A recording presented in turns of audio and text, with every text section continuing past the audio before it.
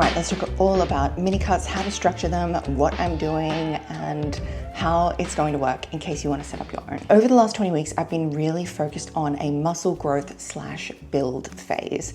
So this has involved lowering cardio, intentionally pulling up my calories, and really allowing myself to push heavy weight in the gym. Now that we've got that really strong foundation laid and we're at a composition point where I have put on a fair bit of lean tissue, my coach and I have decided that we're jumping into a mini cut, and this is only going to last like 8 to 10 weeks. It's really short, it's really quick, and then we're going to go back into the build. Now the goal of the mini cut is just to shed a little bit of excess body fat that was gained during this build phase so far. Building phases are super critical for long-term progress. You don't need to go crazy high with the calories, but you shouldn't always be trying to be in a deficit. You need to give your body some points in time where you're allowing for maintenance, you're allowing for growth, especially if you want to put on lean tissue. Today I wanted to share a full day of eating as well as some tips of like how I'm going to structure this mini cut. Now something to keep in mind with this full day of eating is this is a rest day. This is my lowest calorie day in the rotation. So the way my nutrition is structured is a little bit different. I have rest day nutrition, training day nutrition, and then 2 days of the week of my choosing,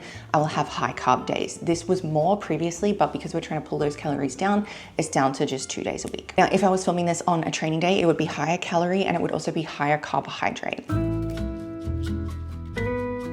I had my regular chicken and rice meal for breakfast. I'll show you how I make it. I'm gonna get some clips from some old vlogs and show you the prep process.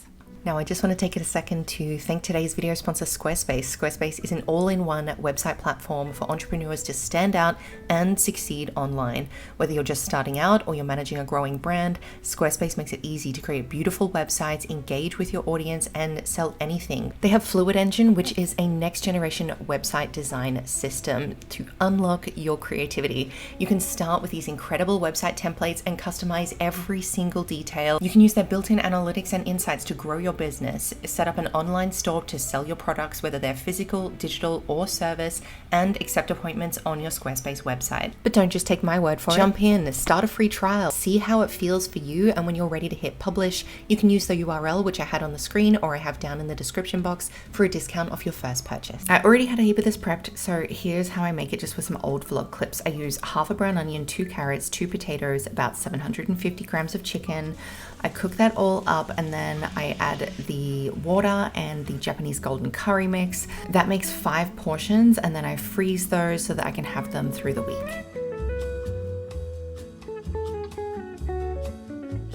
When you're jumping into a calorie deficit, it is best to take it in phases rather than making a drastic change all at once. This is something that I see a lot in my nutrition and training coaching practice is when people want to lose weight, they get really drastic really quickly. By taking it slow and steady, you give your body time to adjust, which means you can preserve energy levels, you can maintain muscle mass, and we can still have that good recovery. A phased approach is just going to be a lot more sustainable, and it's also going to help avoid some common pitfalls like muscle loss or burnout. Now, right now, I'm walking an average of about 15,000 steps a day. I know that sounds like a lot, but I live in the middle of the city. I walk everywhere. My steps were higher when the weather was warmer. They were around 20,000 steps per day. But as the weather got colder and really rainy here, they naturally just lowered a little bit, which actually worked in our favor because I was in that build phase over the cooler months.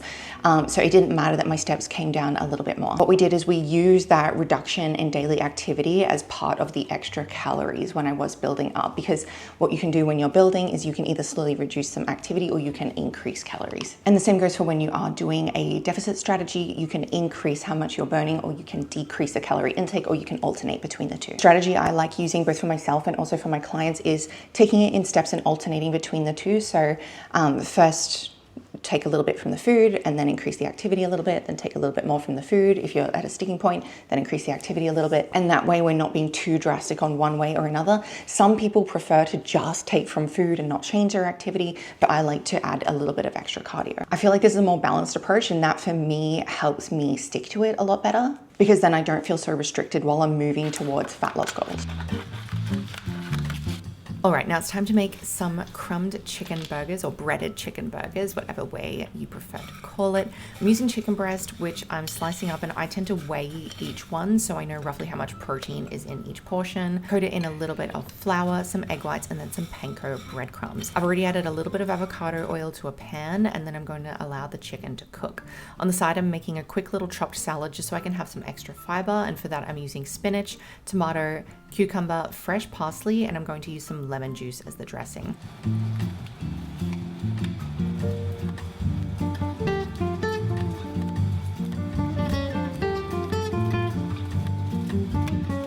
My favorite part of this meal is actually the burger sauce. I've been told it tastes like Big Mac sauce, so I'll show you exactly how I make that. To make your burger sauce, we're going to need some high protein plain Greek yogurt, about half a cup worth, and then we're adding 2 or 3 tablespoons of tomato ketchup or tomato sauce, whatever suits your preference, 2 tablespoons of American style mustard, some salt, some smoked paprika, some pepper, and then I'm really finely chopping up half a brown onion. I'm going to put that in and mix it through. This actually holds really well in the fridge as well for over a week. I had it stored before I used it all and it was still fine.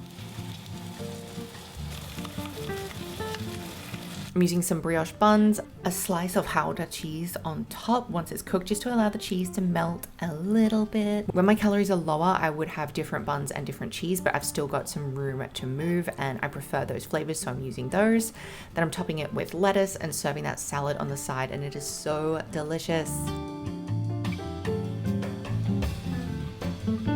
At the peak of my calorie intake during my build phase, I was eating 5 or 6 meals per day just to fit everything in. While this works for having higher calories, I don't prefer to eat that way. I do prefer to eat 4 meals per day. I think that just works better for my schedule, for meal timing, and just for my digestion in general. So now that we have cut my calories down, I'm back down to 4 meals per day, which that's so much easier for me to maintain. And I'm not really a snacky person. Like, I would so much rather have a full balanced meal. So I have 4 of those a day. Now, not every single day, but most of the time at the moment, I try to train around mid-morning. So if it was on a training day, I would have meal 1, go to the gym, and then meal 2. This timing works pretty well for me because 2 things. 1, I can structure my nutrition around my training. So I tend to pool my carbohydrates around my training session.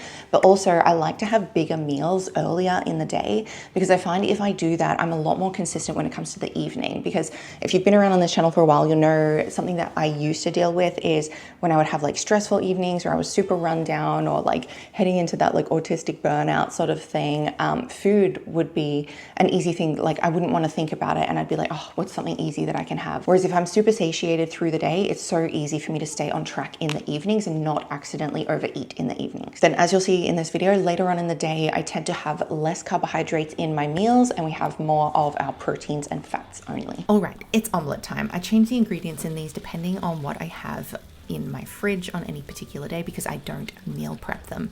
I'm using 250 milliliters of egg whites in the pan. I've already used a little bit of butter to cook up some zucchini and some spinach leaves. To my egg whites, I'm adding chili flakes, salt, and paprika. Once the veggies are cooked, I'm going to take them out and then I'm going to pour the egg whites in. Allow them to cook until they're nearly firm on top. Add the veggies back in and flip it over. And when I'm serving it with some chili honey on top. Now, remember me saying you don't want to make too many drastic changes too quickly when you are trying to go into a deficit or a fat loss phase. If you go too hard too fast, it doesn't really leave you any room to adjust as your body changes, or if you reach like a sticking point or a plateau point. Like, it'll quickly leave you in a spot where you can't pull calories down any further, or you're already doing so much cardio that where do you go from there? That's why we just want to take it in phases and do it bit by bit. So, you know, if you're not doing any walking at the moment, it could go from being like 3,000 steps per day to slowly pulling that up to 6,000 steps per day. And then, you know, over time that might go up to 9,000 steps per day. Now, even at the highest point of my calorie intake, I was still doing 2 hours of moderate intensity cardio per week. I prefer to do this on the exercise bike. 1, for heart health and general health. And then 2, it just actually helps me feel good. Like, I notice on the mornings that I go and do the bike session first thing, before I have my first meal, like, I just feel so much better during the day for having that activity. So despite the fact I was in a surplus, I wasn't dropping out cardio or anything like that completely. Now, because I am just at the start of this deficit, my activity levels haven't changed yet. My training program is still the same. So it's still 4 leg days per week. I only do the upper body when I'm doing like the social media filming days. So every second week, 15,000-ish steps per day. And then at the moment, still 2 hours of cardio per week. Now, obviously, as I get deeper into this deficit, that is going to change and we'll probably see an increase in cardio sessions and a slight increase in steps as well. If you are doing this on your own, I'd recommend just tweaking one variable at a time, observing the changes that happen and see how your body responds before you go and change something else. This measured approach is just going to allow for more sustainable fat loss without exhausting your options and like putting yourself in a corner too early. So I'm making taco bowls for dinner. I find they're a great option for when I have lower carbs at the end of the day. I've got some fresh salsa, which I had already prepped, which had tomato, red onion, coriander, salt, and lime juice. Just really simple. Now on the side, we are making some guac. So we're using some avocados, brown onion, jalapenos, coriander, lime juice, and salt. I'm cooking up a whole packet of extra lean beef mince. This will make 3 portions, so there's some leftovers for the next day. And I'm using 1 whole packet of the salt reduced taco spice mix. You can of course use your own spices, but I like to keep things easy as much as possible, especially at the end of the day when my energy is low. When I serve it, I'm going to serve it with spinach. Some days, just depending on how I feel and what I've got in the fridge, I would serve with lettuce. For a taco bowl?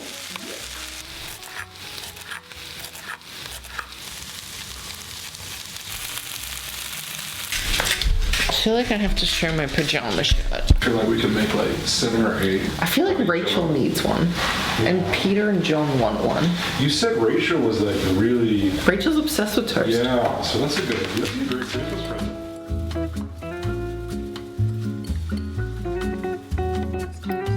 Now, staying consistent during a mini cut or even a long deficit requires more than just managing your calories and training. One of the most important factors is also managing your sleep and making sure we're getting enough quality sleep. When you're in a deficit, your body is already under some stress. It's a physiological stress to have less calories going into your body because it's not going to allow us to recover from all the activity that we're doing. And then insufficient sleep is only going to make this worse. Bad sleep is going to negatively impact your recovery. It's likely to increase cravings, and it can make you feel more fatigued during the day, which means we're going to have less productive workouts. If we can, we want to try to aim for 7 to 9 hours of sleep per night, just to make sure your body has the chance to recover, to repair your muscles, and to regulate your hormones as well. Hydration is also another key factor that is really overlooked. Drinking enough water will help support your digestion. It can help keep your energy levels more stable. It can also help curb unnecessary cravings that are sometimes mistaken for hunger. If you're dehydrated and you're in a calorie deficit, you are more likely to be hungry all throughout the day. Whereas if you are hydrated, you'll be able to tolerate that deficit for a little bit longer before you start to notice that hunger kicking in. And like I was mentioning earlier, recovery becomes even more crucial when you are in a deficit because your body is working with fewer calories to fuel and recover itself. So if you're not already, make sure you have included recovery activities in your routine. Stretching, mobility work, maybe foam rolling, maybe yoga, if you like that sort of thing. This can help reduce muscle soreness. It can improve your flexibility. And don't forget the importance of rest days as well. We don't need to be doing crazy things every single day. For instance, I do weights 4 days per week and then I split up my cardio over the week. And I always try to make sure I have 1 full rest day per week where I don't have any high intensity or moderate intensity cardio. I don't have any weight training. So the full day of eating that you're watching now, this is one of those days. Other days will either have weight training or cardio or a combination of both. And finally, keeping stress levels in check is vital. High stress can not only lead to overeating and cravings, but it can also impact your sleep and your recovery. So find some time for activities that help you unwind, whether that is going for a walk or picking up a journal, meditating, spending time outdoors, like whatever works best for you to help you unwind. The less stressed you are, the better you're going to sleep, the better you're going to recover, the fewer cravings you're going to have, the more consistent you're likely to be with your nutrition intake as well. So I hope that's all helpful. If there's anything specific you want to see while I'm doing the mini cut, let me know. I'll try and document some bits and pieces. I'm going to try and do like a follow-up video, I think, and I'll show you like exactly what worked, what didn't, what strategies we applied and what we changed throughout the mini cut. If you're still here watching, thank you for making it all the way through, and I'll catch you guys next time.